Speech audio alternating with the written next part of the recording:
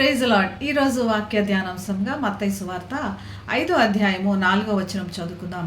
దుఃఖపడువారు ధన్యులు, వారు ఓదార్చబడదురు. దుఃఖము సర్వసాధారణంగా ప్రతిదినములు మన దినచర్యలో ఎదుర్కొంటూ ఉంటాం. మనకేదో కావాల్సినది దొరకపోయినప్పుడు దుఃఖం వస్తుంటుంది. కానీ దేవుని వాక్యంలో ఈ దుఃఖము అన్నది పరిశుద్ధాత్ముని ద్వారా కలుగజేసే దుఃఖము. ఈ పరిశుద్ధాత్ముడు మనలో ప్రవేశించినప్పుడు పాపమును ద్వేషిస్తాము, పాపమును దూరం పెడతాము, అపవిత్రతకి దూరంగా ఉండాలని ప్రయత్నం చేస్తాము.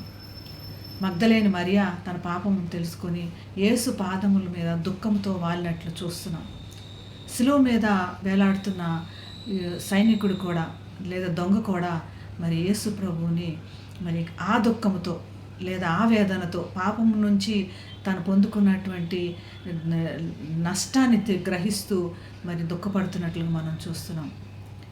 యేసు శిష్యులను కూడా ఎంతో కఠినంగా శిక్షించిన పౌలు కూడా మరి యేసు ప్రేమను తెలుసుకున్న తర్వాత దుఃఖపడుతున్నట్లుగా మనం గమనిస్తున్నాం.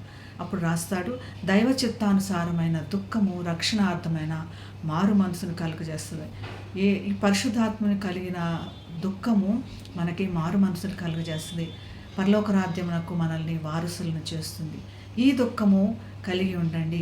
పాపమును ద్వేషించినప్పుడు కలిగేటువంటి దుఃఖము, దేవుని ప్రేమను తెలుసుకున్నప్పుడు కలిగేటువంటి దుఃఖము మనలో పుట్టాలి. ఇది పుట్టినప్పుడు ప్రతిదినము కూడా మనల్ని మనం సరిచేసుకుంటాం. ప్రతిదినము దేవుని ఎదుట మనము ఎంతటి దూర పరిస్థితిలో ఉన్నామో, దేవుని దగ్గరికి చేరాలంటే మనల్ని మనం ఎంత సరిచేసుకోవాల్సిన అవసరం ఉన్నదో గ్రహించుకొని మన బలహీనతలు తెలుసుకొని ప్రతిదినము దేవుని దగ్గరికి మన ప్రయాణం సాగుతూ ఉంటుంది.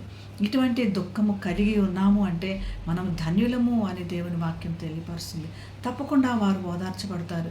దేవుని కుడిపార్శ్వం మీద ఆయన యొక్క రొమ్మును ఆనుకొని కూర్చునేటువంటి పరిస్థితి మనకు దయచేస్తాడు. ఇటువంటి కృప దేవుడు మనందరికీ దయచేయను గాక. ప్రార్థన చేసుకుందాం. మహాగణుడైన యేసయ్యా, నేను స్తుతించి గణపరిచి ఆరాధిస్తున్నాం తండ్రి. దైవ చిత్తానుసారమైన దుఃఖము వాళ్ళు పుట్టించి ప్రభా మరి పాపమును ద్వేషించి అపవిత్రతకు దూరంగా ఉండి నీ ప్రియల బిడ్డలుగా మమ్మల్ని ప్రతిదినము మలుచుమని యేసు నామమున ప్రార్థిస్తున్నాం తండ్రి. Amen. Have a blessed day. God bless you.